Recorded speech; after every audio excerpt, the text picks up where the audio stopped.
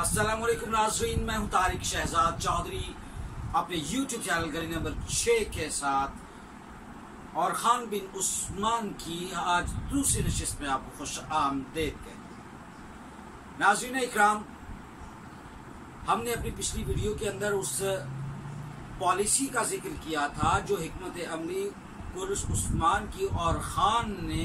ली और उसी के साथ उसी को जारी रखते हुए आगे बढ़ा। इस हवाले से हमने इंकिशारिया के हवाले से बात की जो मगरबी मौरखीन ने सल्तनत उस्मानिया के ऊपर एक इल्ज़ाम आयद किया और कई हमारे मुस्तशरिकीन जो मौरख हैं उन्होंने भी इस पर अपनी तरहें बांधी हैं और बाप के बाप रकम किए हैं। और इस हवाले से डॉक्टर अजीज़ अहमद की जो किताब है दौलत उस्मानिया, उस हवाले से मैंने तहकीकी काम कर रखा है। गुजारिश ये है कि जो सूरत हाल इंकिशारिया के हवाले से थी और फिर उसके बाद जो यंगचरी और जो फौजी हिकमत अमली और फौजी क़ुव्वत में इजाफा था, ये वो बुनियादी चीज़ें थी जिसने बड़ा सपोर्ट किया खिलाफत उस्मानिया के इस नौज़ायदा से दौर को और नौज़ायदा सी सल्तनत को, जिसमें उन्होंने एक ऐसा काला काला रसूलुल्लाह का एक मुकम्मल निज़ाम तश्कील देने की कोशिश की। जब तक निज़ाम ठीक रहता है तो रियासतें चलती हैं, जब निज़ाम ख़त्म हो जाता है, पोसीदा हो जाता है, उसके अंदर से बदबू आती है, खलीज हो जाता है, तो उस वक्त फिर सल्तनतें जो हैं वो अपना वक़ार, अपनी तहजीब, अपनी तमद्दुन और अपना वो जो कद काठ है वो खो बैठते हैं। कुर्श उस्मान के लिए पहला मौका वो था जो कराची, एक ये 736 के हवाले से मैं अर्ज करता चलूँ आपको, 736 और 736 हिजरी और 1336 ईस्वी के जो वाक़यात हैं, और इस हवाले से मैं आपको ये अर्ज करता चलूँ कि वो सलाजक़ रोम की एक ऐसी रियासत थी कराची जो सलाजक़ रोम की खंडरात के ऊपर बनी हुई थी और ये बड़ी मुज़महिल सी और बड़ी डगमगाती हुई हुचका किस्म की एक रियासत थी। और इसका जब अमीर फौत हुआ, बादशाह फौत होने के साथ इसके जो अबाओ बच्चे जो थे, उसके जो सपूत थे, पिसरान जो थे, उनके दरमियान में इक़्तिदार का नज़ा पैदा हुआ और इस इक़्तिदार की जंग से फ़ायदा उठाया सही तौर पर और खान बिन उस्मान। उसने देखा कि वो उसकी पॉलिसी यही थी, देखो इंतज़ार करो, हमला कर दो, और शेर की इसी पॉलिसी के ऊपर वो हमलावर था और उसने जनाब वहाँ पर हमला किया और वो रियासत अपने ज़ेरे नगी कर ली। उसकी ये हमेशा ये ख्वाहिश थी कि जो सलाजक़ रोम के पुरानी जितनी भी रियासतें उनके ज़ेरे नगी रही सलाजक़ रोम के, वो सब के ऊपर अपना कब्जा किया। और इसने इसी तरह ये अपनी सारी जो है वो एशिया कूचक के अंदर जितनी भी रियासतें थी उनको अपने ज़ेरे नगी करने के लिए सब तोड़ कोशिशें की और उसने जनाब ये सारा मामला जो है वो अंजाम दिया और आगे बढ़ता गया। अब इस हवाले से मैं आपको ये अर्ज करता चलूँ कि डॉक्टर सालिम रशीदी हैं, इन्होंने बहुत अच्छे मौरख हैं, बड़े मौरख हैं, बड़ा नाम है इनका, मोहम्मद फातेह से इनकी किताब है, इन्होंने सफ़ा नंबर 25 पे ये बाकायदा तहरीर किया है कि इस बात की ना सिर्फ तायीद की है बल्कि ये भी कहा है कि सलाजक़ रोम के और फिर जो यूरोपीय जो थे और ख़ास तौर पर जो सिलीबीज की सारी जो जंगें हैं और ख़ान की वो जो गज़वात जितने भी हैं इसकी लड़ाइयाँ वो रूमियों के खिलाफ है और रूमियों भी सिलीबी रूमियों के खिलाफ है। इस तरह से ये हुआ कि एक तो ये जो इनके दरमियान चक्कलिश थी ये सुल्तान फातेह के दौर तक चली और ये उसी तज़किरे में जाके आगे भी लिखते हैं फिर कि वो इन्होंने ताक कर रखी हुई थी सलीबियों के ऊपर, कश्तियाँ छीन रहे हैं, कभी जनाब दाएं बाएं से हमले कर मौके की तलाश में। खैर, इस हवाले से इनकी जो आपसी चपकलिश है वो उस दौर तक जारी रही कि जो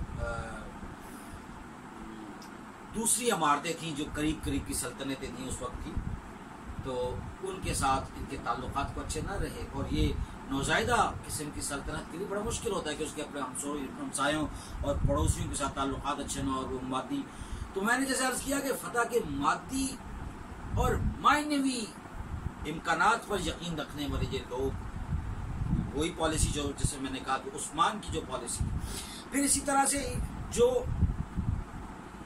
فلاح و بہبود کا ایک خوبصورت نظریہ انہوں نے پیش کیا، فوجی طاقت میں اضافہ کیا، فوجی طاقت میں دن دگنی رات چگنی ترقی انہوں نے کی جناب، اور اس حوالے سے پھر جو انہوں نے خاص طور پر مساجد کی تعمیر کی، مدرسے تعمیر کیے، علماء و فقہاء علماء دین کو جو وہاں پہ مقام حاصل تھا، اس کی وجہ سے خاص قسم کی نزہت جو ہے وہ پیدا ہوئی اس تحریک کے اندر۔ بہت سارے ایسے کارہائے نمایاں انجام ہوئے، وہاں پر درویش صرف فقیر صرف لوگ جو ہیں وہ پیدا ہوتے تھے، ان مدرسوں کے اندر ان کی ایک خاص قسم کی طاقت تھی وہاں، اور روحانیت و تصوف اور صوفی ازم کے حوالے سے ہم جب بات کرتے ہیں، اندر سے انسان کو تمانیت اور خوشنمائی اور خوش رکھنے کے لیے، اور صحیح ایک مطمئن انسان کی خوشبو کو محسوس کرنے کے لیے، تبھی تو وہ اترتے تھے جب کسی بھی میدان کے اندر، تو وہ ان کا نعرہ ہوتا تھا یا غازی یا شہادت۔ تو یہ وجہ یہی تھی، اور پھر انہوں نے وہاں پر صحیح جو مجاہدین ہیں، مسلمان مجاہدین، ان کی پرورش وہاں پہ ہوئی، فقہ اصول، اور ان مدارس کے ساتھ ساتھ پھر ان مدارس کے اندر جو میں بتا رہا ہوں کہ جو اصلاحاتی عمرانی اصولوں کے اوپر جو سارا یہ کام ہو رہا تھا، یہ ڈاکٹر سالم رشیدی صفحہ نمبر 275 پہ بھی کوئی کتاب سلطان فاتح کے اندر یہ حوالہ رقم کرتے ہیں، اور پھر کہتے ہیں کہ علماء کا جو تقرر تھا، جو علماء کو قدر و منزلت حاصل تھی، وہ اس سے پہلے نہ اس کے بعد کہیں عثمانی دور کے جو یعنی کہ سلطان فاتح تک وہ آگے سلسلہ چلا، اس سے پہلے وہ کام نہ ہو سکا، اور سلطان فاتح کے بعد بھی وہ کام نہ ہو۔ یوں آپ یہ دیکھیے کہ اور خان اور ترکی کے جو لوگ ہیں وہ سلطان اور خان کو سلطان فاتح سے بھی بڑا جنگجو اور فاتح سمجھتے ہیں۔ اس حوالے سے میں یہ بھی عرض کرتا چلوں کہ سلطان فاتح جو ہے وہ تو انہوں نے تو اس کو ایک پورے مطلب بر اعظموں تک وہ انہوں نے سلطنت عثمانیہ کی حکومت کو لے کے گئے، لیکن یہ جو معاملہ ہے ہر جگہ پر مدرسہ اور اسکول اور کالج کی ہم نے بات کی، پھر ان میں علوم جو تھے، علم نحو، علم صرف، علم البدیع، علم الزبان، منطق، دلیل، فزکس، فقہ، لغت، اور پھر اس کے ساتھ ساتھ فلکیات، اور جو وہاں پر علوم متداولہ اور علوم جتنے بھی مسجع علوم تھے اور جو رائج وقت علوم تھے، اس کے اوپر انہوں نے ان کو تعلیم دی، اور اس طرح سے جیسے میں نے کہا کہ فتح کے مادی اور معنوی امکانات کی صورت میں انہوں نے ریاست کو آگے بڑھا۔ اور پھر یہ ایک بات بہت بڑی اہم ہے کہ حفظ قرآن اور تفسیر قرآن جو ہے، اس کے لیے سب سے زیادہ فوکس کیا، اس کے اوپر بھرپور توجہ دی، اور وہاں سے جو آپ یقین کیجئے کہ جو علماء نکلے، بڑے بڑے نام وہاں سے برآمد ہوئے۔ اور پھر آپ یہ دیکھیے کہ انہوں نے معاشرے کے اندر ترتیب اور تنظیم کی۔ جو علاقے مفتوح ہوئے تھے، 9 مفتوح ہوئے علاقے جو تھے، وہاں پر مساجد تو نہیں تھی، وہاں پر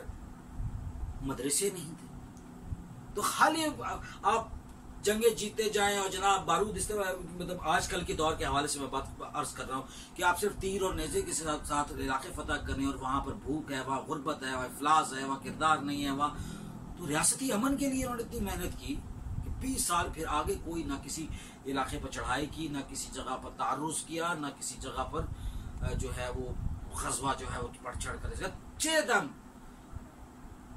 کہ کوئی ان کے اوپر حملہ آور ہونے کی کوشش کی، اور وہ چھوٹی موٹی کوئی بغاوتوں کو کچل کر امن و امان کا قیام، یہ ریاست کی بنیادی ترجیح۔ اور ریاست میں امن اس وقت تک ہو نہیں سکتا جب تک انصاف نہ ہو، جب تک روٹی نہ ہو، جب تک علم نہ ہو، جب تک کردار نہ ہو، جب تک اصلاح نہ ہو، جب تک کردار کی وہ استحقاق اور اس کی بنیادی ترویج اور تمدن کے ساتھ اس کا ارتباط نہ ہو، اور کردار کی اسی اصلاح کے اوپر سلطنت عثمانیہ کی جو تعمیر تھی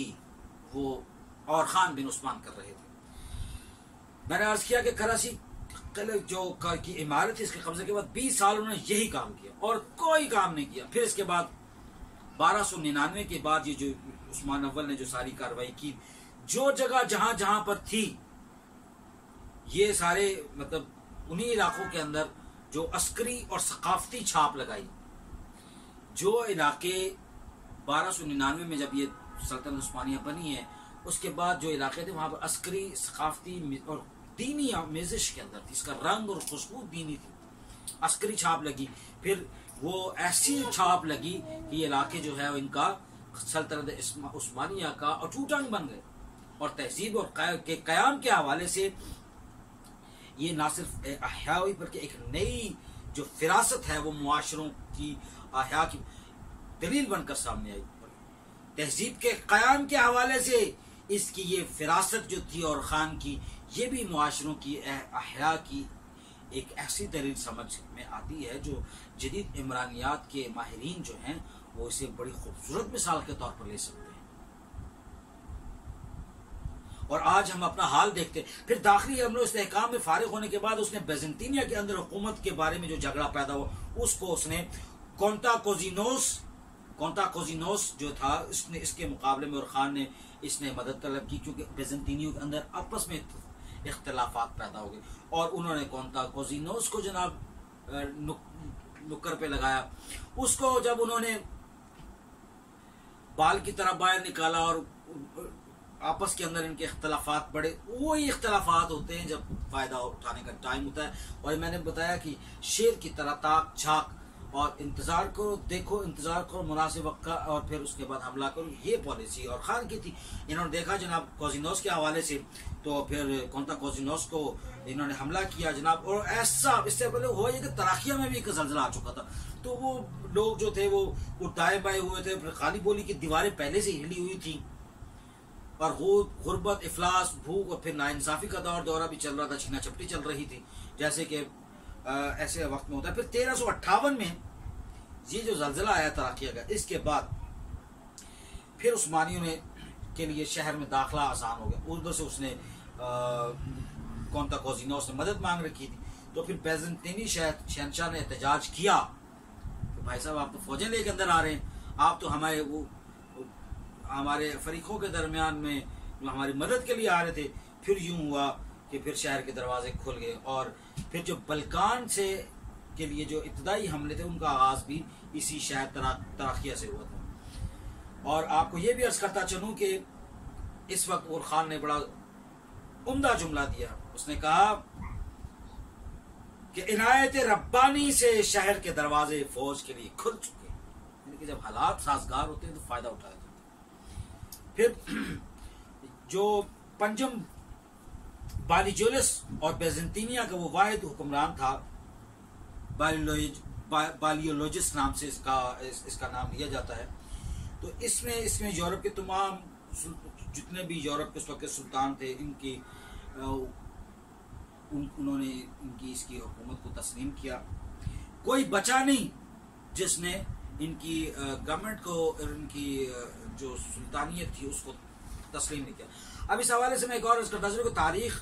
اصول تاریخ العثمانی کے صفحہ نمبر 47 میں بھی اور خان کے حوالے سے درج ہے کہ اس نے بہت سارے قبیلے جو ہیں ان میں تیار کیے، اپنے خلافت عثمانیہ کے جو ان کے قبیلے تھے وہ تیار کر کے وہاں پر باقاعدہ پہنچائے تاکہ دعوت و تبلیغ کا کام ہو۔ یہ کام بہت عمدگی، نفاست اور بڑی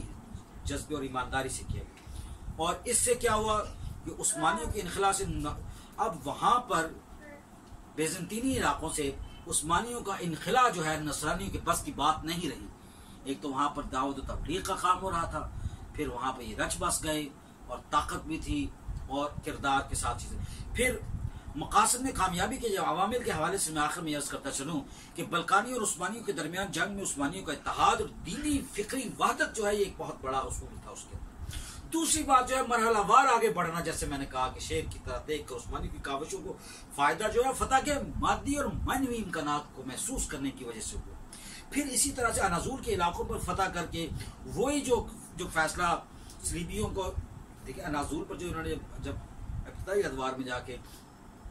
قبضے کیے اور وہاں لڑائی کی، صلیبیوں کو تو علم تب ہوا جب اور خان غالبولی تک جا کر پہنچ چکا تھا اور قابض ہو چکا تھا۔ پھر یہ بہت بڑی یہ مقاصد میں کامیابی کے عوامل ہیں۔ بیزنطینی سلطنت کا اضمحلال اور سیاسی اور فکری معاشرتی انتشار، معاشرتی گراوٹ کی وجہ سے وہ اس کا ضم کرنا آسان ہوا، اور یہی حال ہمارا آج کی مسلمان امت کا ہے کہ جب ہم فکری طور پر وحدت کا وحدت نہیں ہے اور ہم فکری اضمحلال کا شکار ہیں. ہم اپنی تہذیب، اپنی تمدن، اپنی روایت سے دور ہیں. مذہبی حوالے سے اگر ہم بات کریں تو وہ معاشرے کی 3 نقیلیں ہوتی ہیں. پہلی نقیل جو ہے وہ قانون ہے، دوسرا نقیل جو ہے وہ اس کا ضمیر ہے، پہلی ضمیر بلکہ کہا جا سکتا ہے، دوسری وہ قانون ہے، تیسرا معاشرہ سماج ہے. تینوں نقیلیں نکل جائے تو معاشرہ شتر بے محال ہو جاتا ہے اور یہی حال اس کا اور ٹوٹے. پھر اسی طرح سے بیزنطینی اور بلغاری اور سربیا اور ہنگری کی حکومتوں کے درمیان جو عدم اعتماد اور جو اس سے مسیحی جو کمزور ہوئے اور جو کلیسا کا ایک اپنا ٹوٹ پھوٹ اور شکست و ریخت تھی، اس سے بھی اس نے فائدہ اٹھایا اور وہ یہ عثمانیوں کے خلاف کوئی مضبوط محاذ قائم کرنے میں ناکام ہوئے اور بیزنطینیہ مکمل فتح ہوتا ہے سلطان اور خان بن عثمان کے اس دور کے. اور دولت العثمانیہ فی تاریخ اسلامی، اس کے صفحہ نمبر 22، 26 اور 63 کے اوپر بھی آپ دیکھیں تو آپ کو یہ ساری گفتگو اس میں بڑی تفصیل کے ساتھ مل سکتی ہے. امکانات جو ہیں، اور پھر روما اور قسطنطنیہ کے درمیان دینی اختلافات جو پیدا ہوئے تھے اپنے صلیبیوں کے، وہ اس میں کیتھولک اور جو آرتھوڈک تھے ان کے حوالے سے فرقوں کی چپکلیش تھی اور دونوں مقبول تھے اور دونوں میں نفرت بھی تھی. پھر میں آخر میں جو ایک اہم بات ہے وہ عرض کرتا چلوں کہ عثمانیوں کا جدید فوجی نظام جیسے نظریاتی تربیت اور ربانی اہداف کے مطابق جو تشکیل دیا انہوں نے، اس کے حوالے سے بھی یہ ایک ایسا بہترین معاملہ تھا کہ یہ ان کی جو ایک تو روحانی اور تسکین اور پھر فکری تسکین جو ہو رہی تھی تو یہ بہترین ہاتھوں میں ہوتی تھی. ان کی تربیت بہترین ہاتھوں میں تھی اور دوسری طرف تربیت بہترین ہاتھوں میں نہیں تھی. اب انہی چیزوں کو آپ پڑتال کر کے آج کے دور کے اوپر آپ اس کو لاگو کر کے آپ دیکھیں کہ ہم کیوں پیچھے ہیں. ہمارا آخر آج کیا وجہ ہے کہ ہم مسلمان دن بدن زبوں حالی کا شکار ہیں. بتوں سے تجھ کو امیدیں، خدا سے نا امیدی، ارے بتا تو صحیح اور کافری کیا ہے. آج کا پروگرام کا اختتام کرتے ہوئے میں انتخاب جو اولا ہے اس کے حوالے سے جو میں عرض کر چکا ہوں، اب گزشتہ سے پیوستہ اگلی ویڈیو کے اندر سلطان اور خان کے بعد اس کے جانشین سلمان کے حوالے سے انشاءاللہ بات کریں گے. تب تک کے لیے اجازت دیجیے. بہت شکریہ.